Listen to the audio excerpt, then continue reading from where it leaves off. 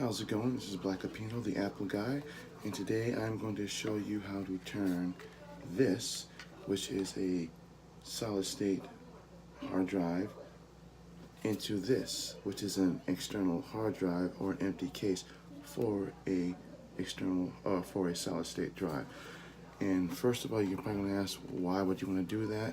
One reason is solid state drives are very reliable drives. They are very useful when it comes to, say, storing footage that you do, like say you do like a lot of YouTube videos or 4K editing, and you want to use it on a drive mainly by itself so that you can use that drive to edit your videos and keep it on something beyond just your normal hard drive, because 4K videos are rather large files and they do take up a lot of space, and they're very, like I said, they're very reliable and they're inexpensive versus buying just a regular solid state external hard drive. I know that you can buy, like, I know Samsung makes one, SanDisk makes one. There's a few companies that make them without having to go this route, but you're looking at spending hundreds of dollars for those.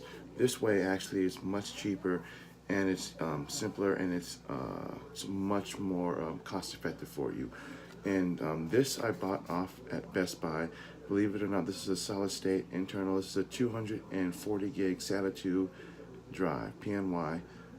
It's only $67 that I bought from Best Buy. I have a link in the description on where you can buy this at. And I also bought this off of Amazon. This was $9. This is known as a Sabrent external hard or solid state enclosure. This is for these type of drives, which is a 2.5 inch drive, 2.5 drive. These cases fit a 7mm and a 9mm drive, which basically I'm assuming that means the size of the drive. So it's really easy to do. All you do is you find the drive that would best suit you for your computer. For me, I have an iMac, but I have not a newer Mac, but an older one that I bought last year, so it only supports USB 3, whereas some of the newer ones support USB-C. So I bought this according to what would work with my iMac, which comes with a USB-C connection, as well as as you can see right here, an on and off button.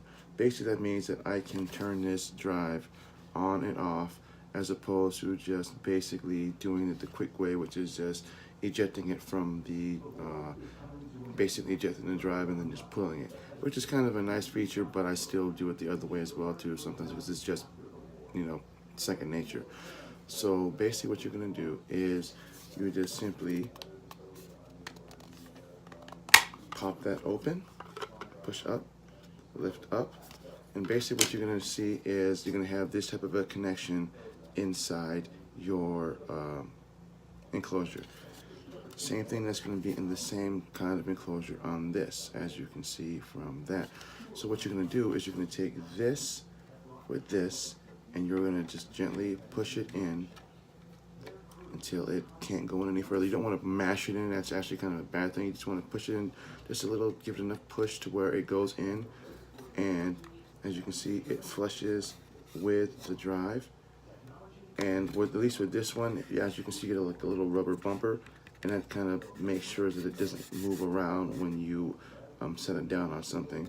And then all you do is you just take your cover back on, make sure that the grooves are lined up, push forward, and that's pretty much it. And then you connect your drive to your Mac. Now initially when you first do this, you might encounter some problems. It took me a bit to figure out this, but when you first connect it and turn it on, it'll tell you that the drive cannot be initialized.